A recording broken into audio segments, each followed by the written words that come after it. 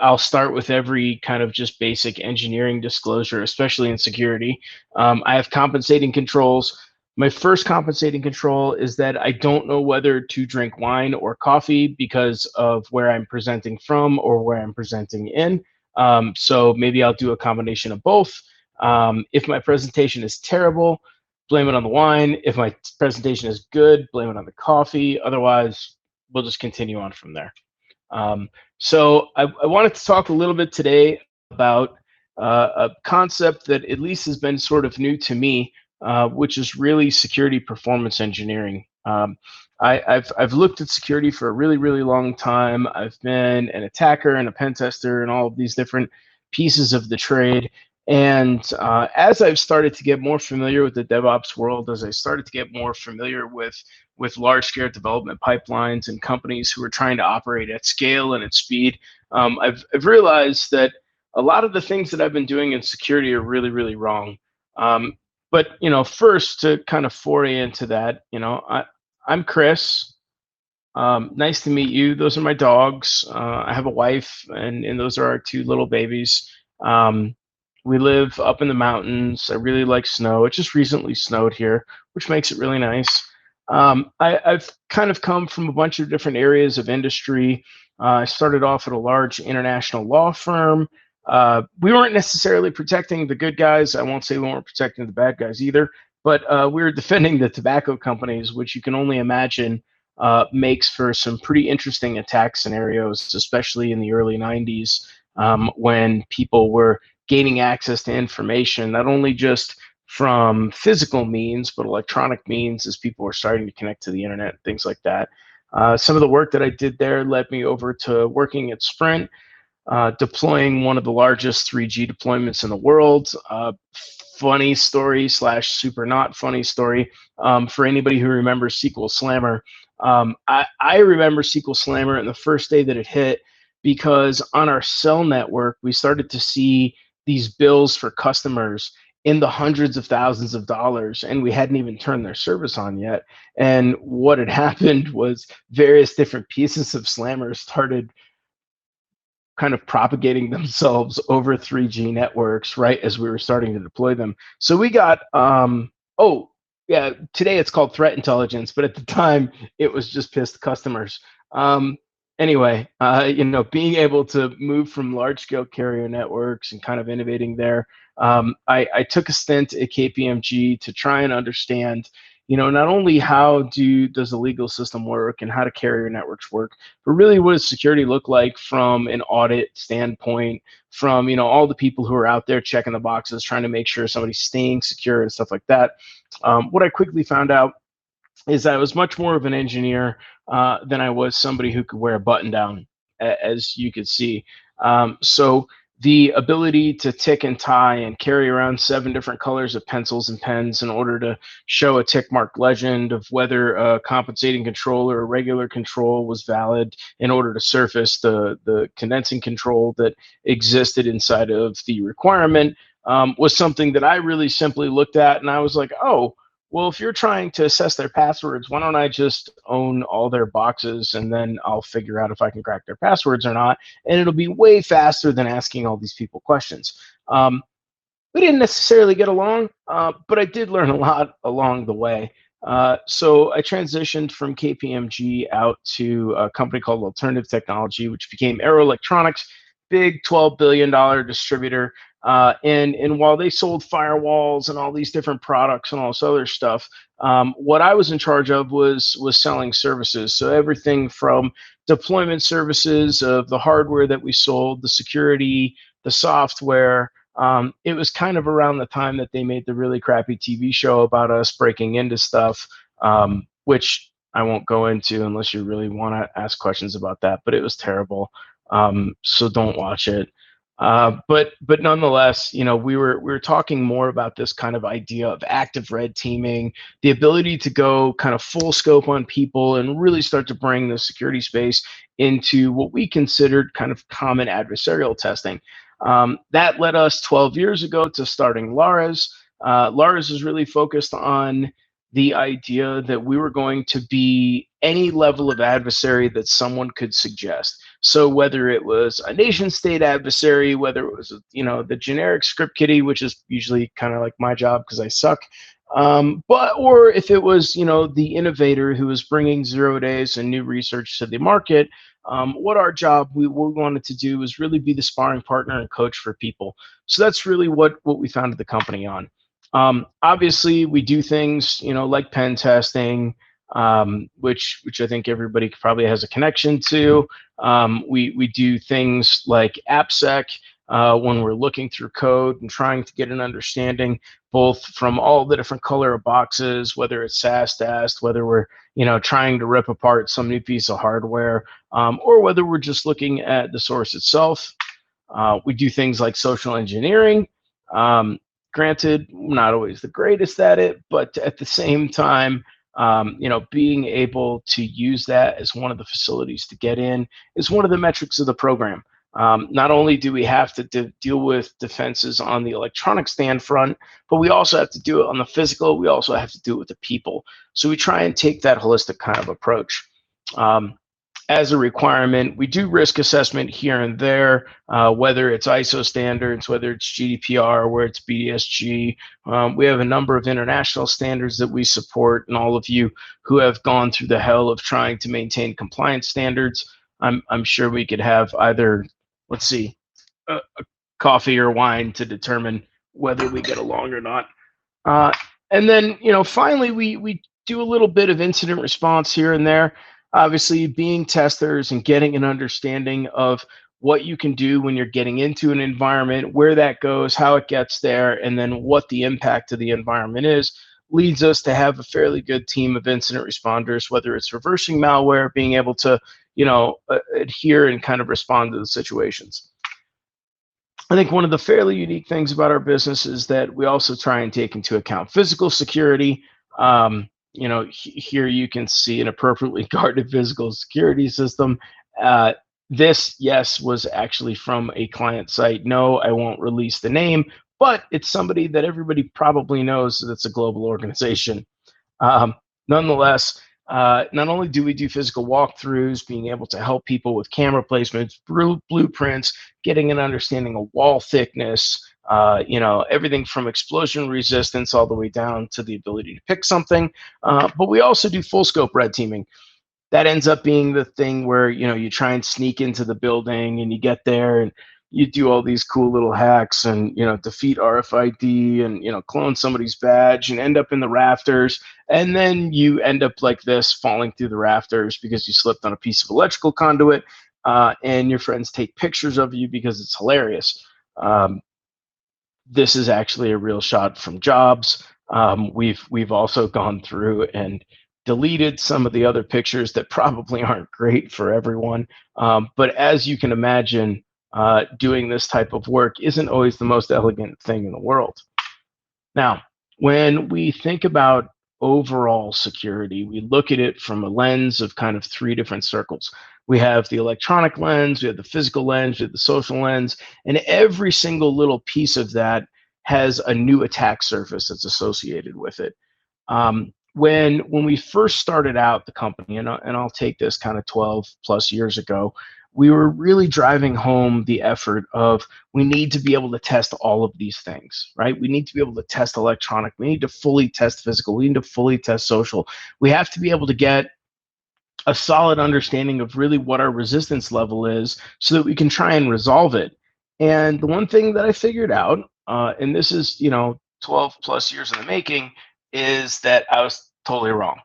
And I say that with all circumstance and honesty, that I really was not in the right space when I was talking about all of the different ways that we could test everything, because some of the problems that we're experiencing in the industry really aren't just about testing. They're really not just about identifying what is wrong or isn't wrong. It's not about, creating that glamour graphic where everything's red and nothing's green and, the sky is falling, everything's screwed, and people have to give you money in order for it to all go away. It's really about something different, right? It's really about this coaching and sparring aspect. We don't want to work on something that's not sustainable. Um, Going in and taking an absolute beating from a pen test, from a physical security test, from a red team, from whatever you want to call it, SE, blah blah blah. You can name all of these different things that exist inside the construct of security today, and most of them just aren't sustainable. It's not sustainable to just beat a client into submission. What we have to do is understand where the deficiencies of that come from. So over the last 12 years, I've had a whole lot of reflections of why isn't this sustainable and really why isn't it working. So a lot of the things that I've come up with are just personal to me, and it could just mean that I'm a terrible tester. It could mean that we're possibly onto something, or it could mean nothing at all. But really, to me, when I look at these problems, the first thing that I see is there's no real metrics. We talk about metrics in this nebulous fashion where, my favorite example is every security product that I've ever seen that has some pretty login interface, whether it's some elk stack, whether it's some, like beautiful little UI that's all rubied up or whatever else, that has all these pretty graphs, and the metrics aren't real. They say I have stopped 9 million bad things, but it doesn't tell you out of how many. Is it 9 million out of 9 million? Is it 9 million out of a trillion? Is it 9 million out of 6? And then you know that it's just a big error. So one of the biggest things that I've found throughout all of these years of testing is that our metrics don't tend to have any foundations. So we need to create foundations for our metrics. Also, when we're doing these types of tests, we're just beating up an environment. Sure, it's easy to beat them up. I mean, it's easy to walk into, a primary school and beat up a bunch of little kids. That doesn't mean that you're very tough, and it surely doesn't mean that you can fight. But at the same time, what we're doing is we're just increasing this technical debt. We're going in, we're beating these people up, we're showing them these vulnerabilities. We're showing, hey, we can get access to anything that we want, no matter how much money you spend or what you do or how you do it, we can still get access. So what we're doing there is we're actually increasing the amount of debt that they're taking on. We're not actually resolving that debt. So we have to start to figure out, how do we resolve the debt that we're creating by doing the tests that we're doing, right? Other pieces of it to me is that not only do we not really look anything like an attack, because we're using canned tools, where people are writing signatures for stuff like crackmap or metasploit or throwback or cobalt strike or whatever else. But one of the things that's really important to me that I think hasn't been captured over the years is that oftentimes our results are fracturing teams. We're not helping the team solidify. We're actually creating polarization in the team, right? We're stopping people from being part of the same team.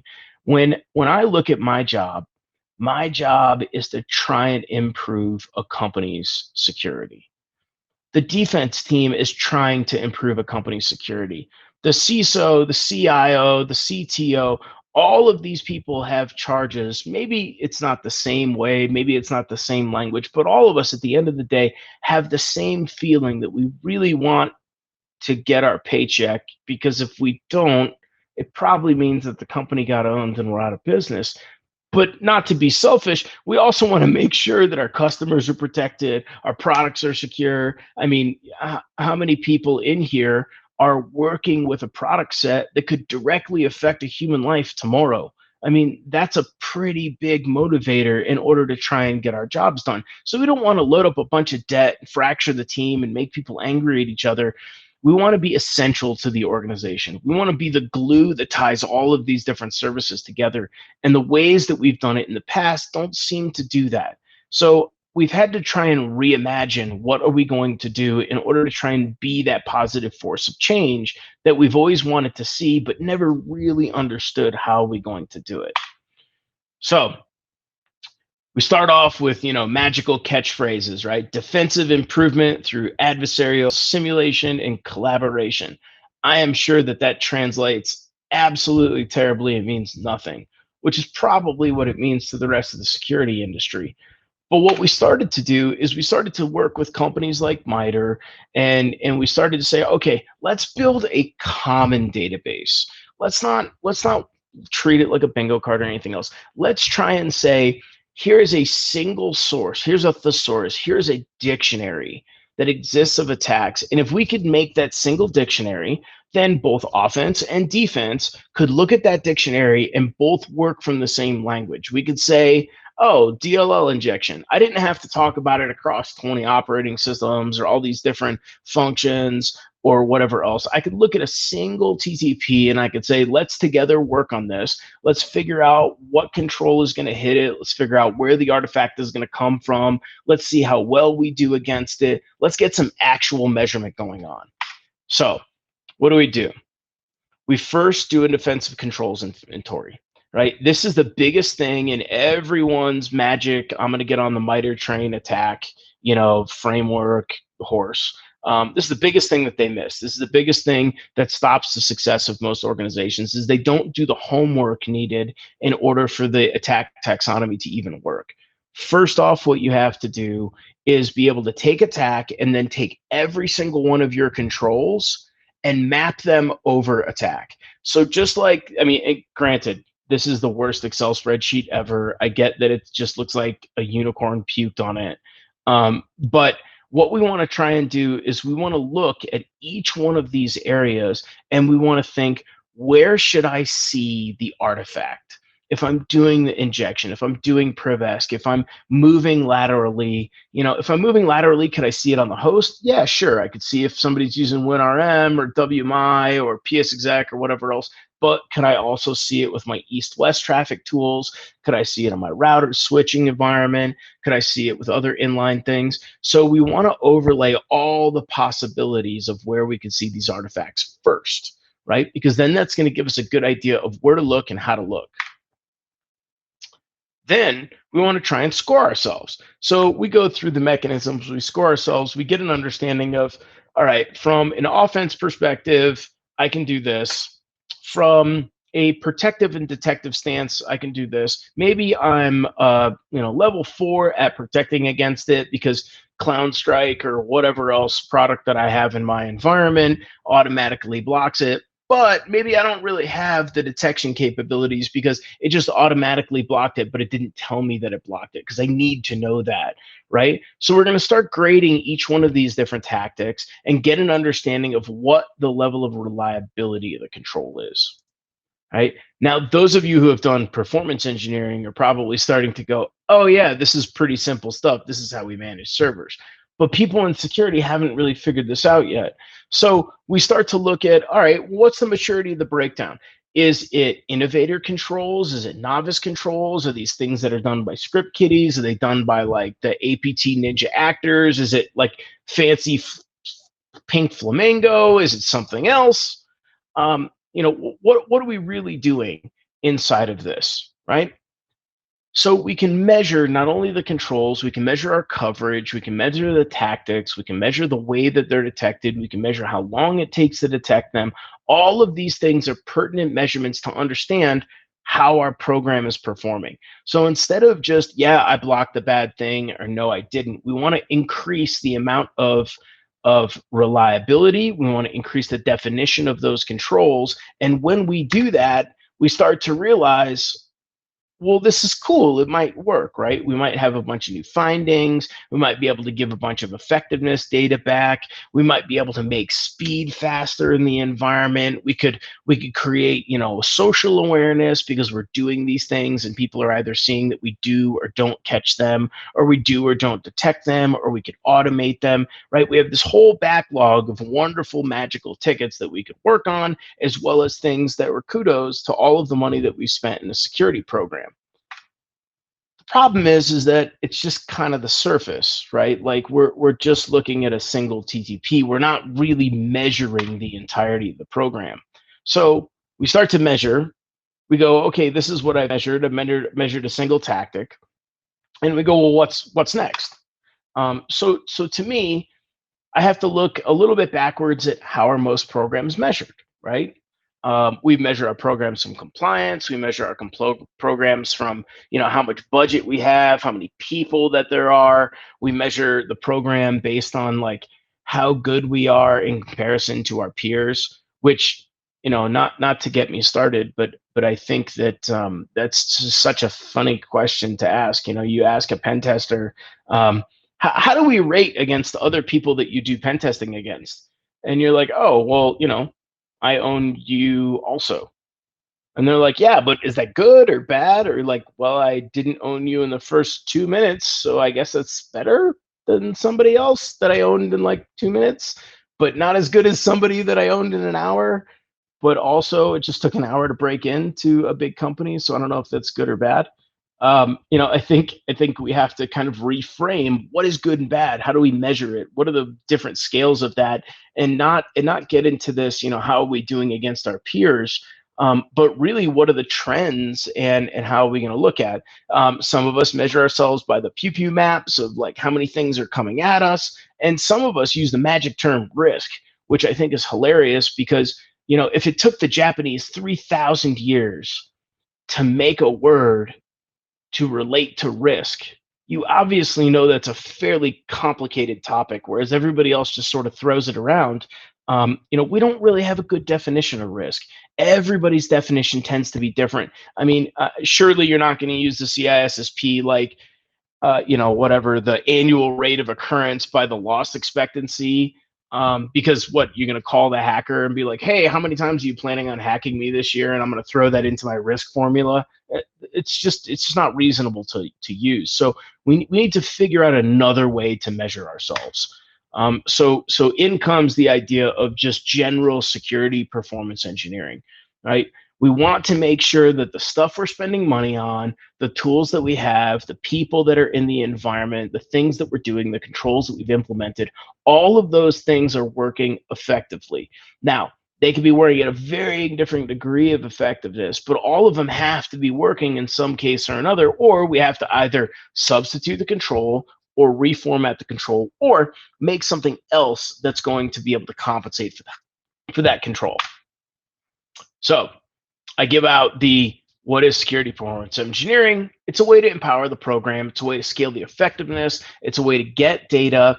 And instead of making decisions for people, which is something that I feel that the security industry has done way too often, what we want to do is give people the data for them to make better decisions on their own.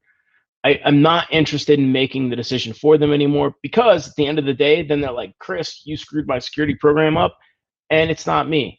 What we really need to do is start giving people and empowering people with the data that they need in order to say, are the tools effective? Is the time effective? Is the process effective? Are the people effective? All of those different things. So we need to start manifesting how are we going to measure those particular controls. All right. First off, we need a ruler. Banana for scale works for everybody, so we'll start there. We have to figure out stuff that we have in the environment. What does it do? How does it do it? Why does it do it? Does it fit? Like, does it actually fit in the environment, or has Gartner or one of the other research groups just made us go out and buy this thing that's completely ineffective and useful or useless? You know, I wish I was standing in front of everyone to be like, how many people have a WAF? And everybody raises their hand and be like, how many WAFs have rules on them? And then like 4 people raises their hand. Because it's true, right? We have all of this technology that's not being used very effectively. And most of the reason for that is because it's not accurate, it's not reliable, it's not repeatable. It's basic performance measurements that we're not getting out of it. So we need to start figuring out how we're going to measure their performance. All right, so 3 concepts that I bring to the table for the potential of measuring security performance, right? Effectiveness, efficiency, and quality. These are, if any of you come from performance engineering backgrounds, these are essentials to performance engineering, right? So first, we need to get an idea of what is effective, right? In order to do that, we have to test it. We have to say, did the blinky light thing that I bought actually work? So if it says it's supposed to protect against 0 days, fire 0 days at the thing, and if it gets by, it doesn't work. If it gets stopped, okay, fine, it stopped that one, but out of how many? So we need to start figuring out how to do that from a testing perspective. One of the things that I feel that we did right in the beginning of the launch of MITRE and some of the attack framework is that we provided a whole bunch of examples for people to try and test stuff by. For you to say, all right, I tried this test, it is working or not working. What we didn't take into account, and I think the sub controls are now starting to take into account, is something like I ran PowerShell. And you're like, oh, well, you can run PowerShell a million different ways. Have you created a million use case tests in order for you to say I can or cannot detect bad PowerShell in an environment? And I've been able to successfully do it 998 times out of 1,000 or 6 times out of 1,000. And what we ended up with is a whole lot of people using attack as a bingo card. They were like, yay, I did all the things. I'm magically secure because I kind of detected each one of these controls. I didn't necessarily measure the quality. I didn't measure how fast it was going to go. I didn't measure if it was automated. I didn't even see if I could improve on it, but I did check the box. So, everybody high five. We're good to go on to the next thing. So this provided a great taxonomy, but it didn't necessarily give us the level of resolution that we need. So my first explanation inside of this is that we need to go in depth in our measurement. We need to get an understanding not only of how well did we protect against the control, how well did we detect the control, but what is the quality of our response? Could it have been faster? Did I have all the information that I need? Is this something that says that I need an orchestration platform? Maybe I have all this awesome magic scripting that just brings it all together for me into a case file. Maybe I have to spend hours upon hours upon hours of hunting all of these things out to try and figure out what happened before and after. Maybe I have some magic AI system that figures all that crap out for me and it's just perfect. Who knows? But what we don't have is a standard system of measurement. So the first piece of that is being able to measure the effectiveness of those controls. All right. Second, inside of this, telemetry effectiveness is something that we need to understand, like I was saying, from the protect standpoint, from the detect standpoint, but really to me, the quality of response over time is something that's super important because response can decay, right? We can see an alert that comes up a whole bunch of times, we get alert fatigue, we start to mute it. Right? We have a bunch of controls in the environment that may be mature and they may continue their maturity over time until the product just loses its mind and magically it doesn't see it anymore. Unless we're testing the level of effectiveness that exists for that particular tactic or for that control, we don't even know if we went blind or not. So part of effectiveness is really this kind of idea of a pre-flight checklist to say, are my controls operating as they were yesterday? Are they equal to, less than, or greater than those controls from yesterday?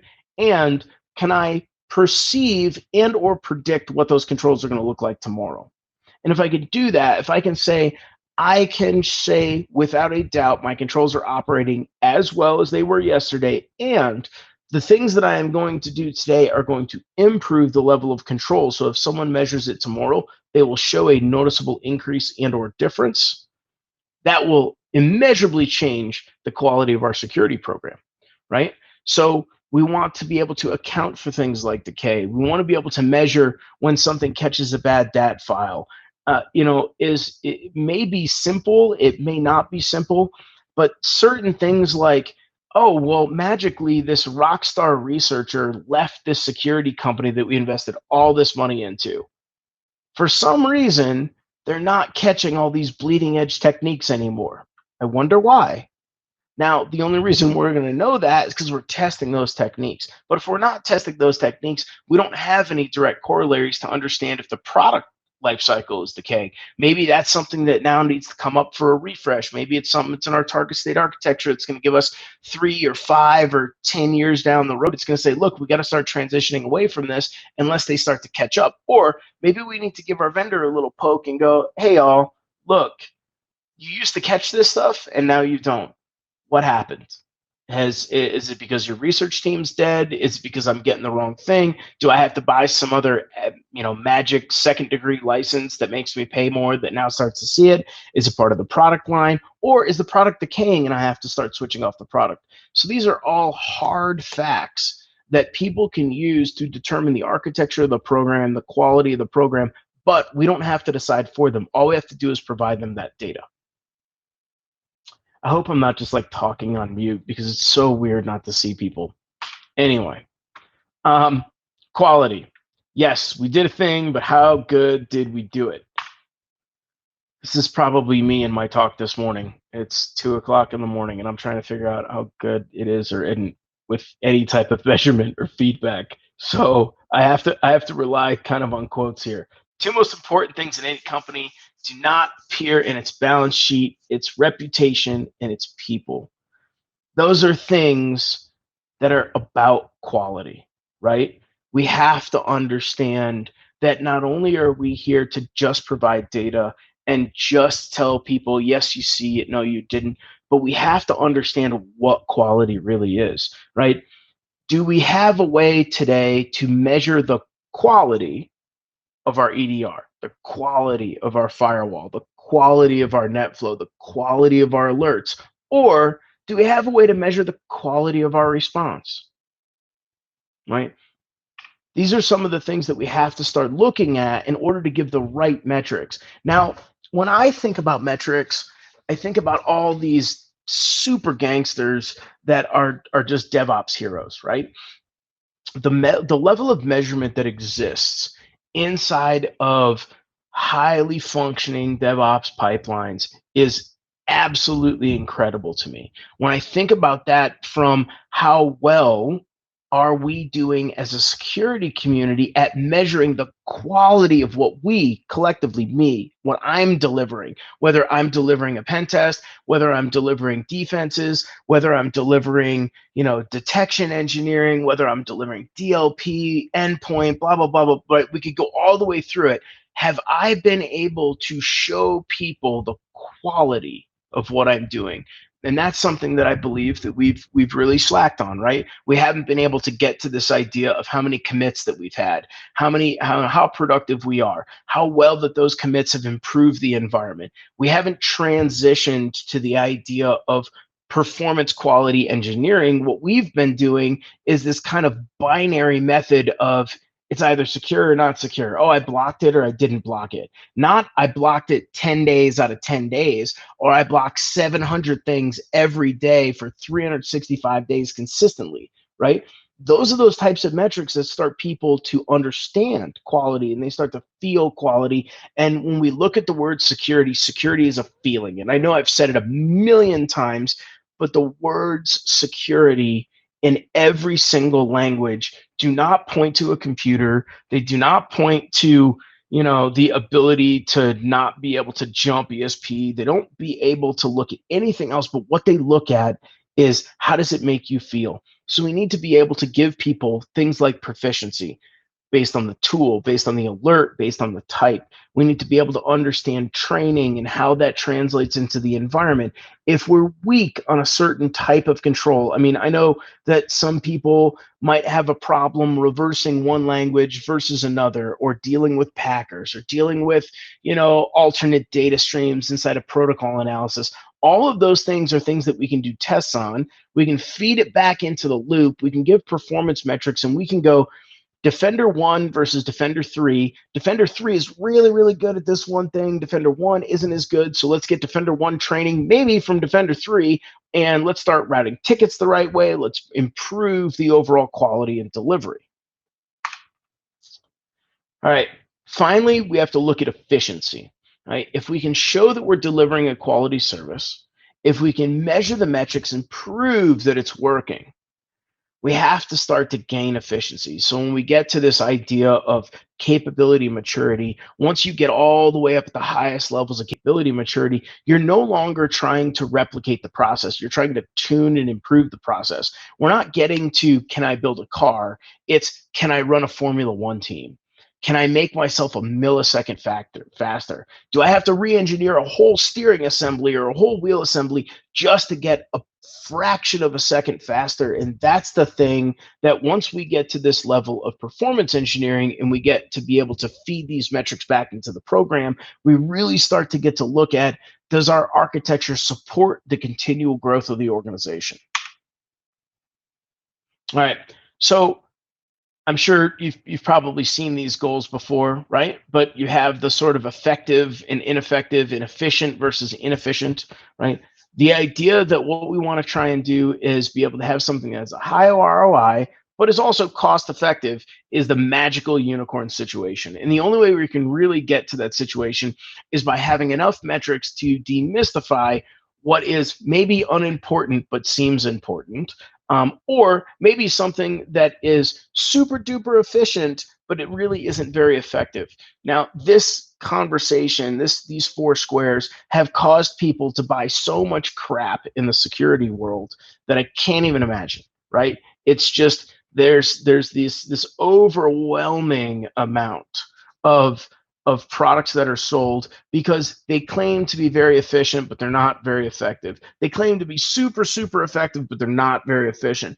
And that makes up the bulk of the security world. So until we start measuring their quality, their effectiveness, and then start getting down to how efficient they are, we really don't realize that some of these decisions are being made in the environment, right?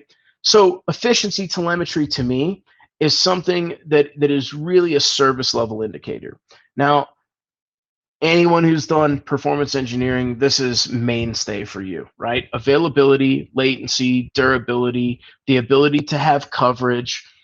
All of these things are something that we have found out through trial and error that I can say I've screwed up on my own 1,000 times of looking at things like, take for instance, iterating a TTP in attack, right? And I go, oh, great, we can find it. I wrote a rule. It's awesome. It fires every time. This thing's X the box. I'm ready to go.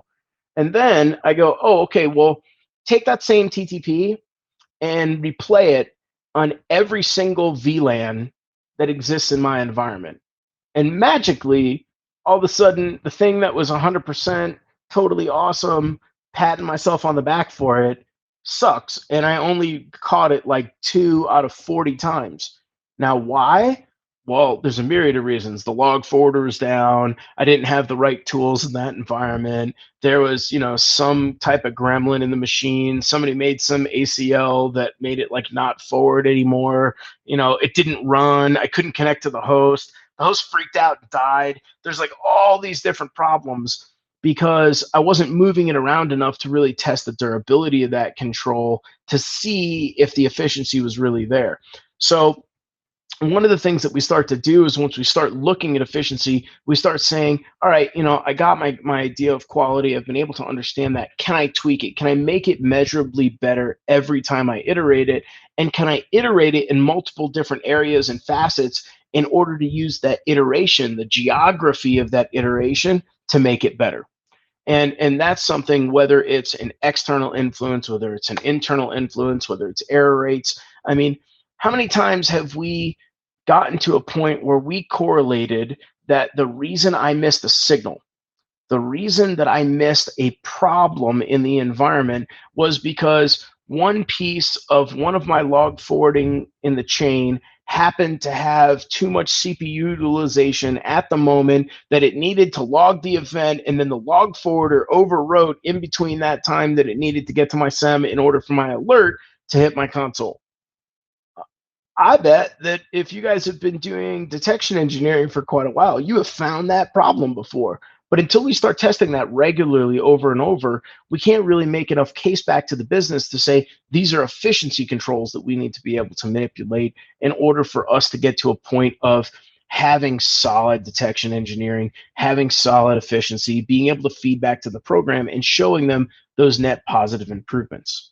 Now, I get that I've been just rambling on and on and on, and I saw a bunch of different things come up in chat. So one of them was, this is also a very difficult question. Hold on, I'm trying to go through it. So, difficult question. If we choose the wrong metrics, best case doesn't mean anything. Worst case, we are promoting the wrong behaviors. Agree. I think that the things that we have to look at when we are trying to figure out what metrics are we going to measure is metrics that are known. A lot of the times as security engineers, whatever we want to call ourselves, hackers, defenders, red, blue, purple, pink, whatever we are, I think that a lot of times we work so hard to make the fringe case just to prove everybody else is wrong or right or whatever else that we forget that known bad is known bad. So what we need to start with in the environment is effective known bad.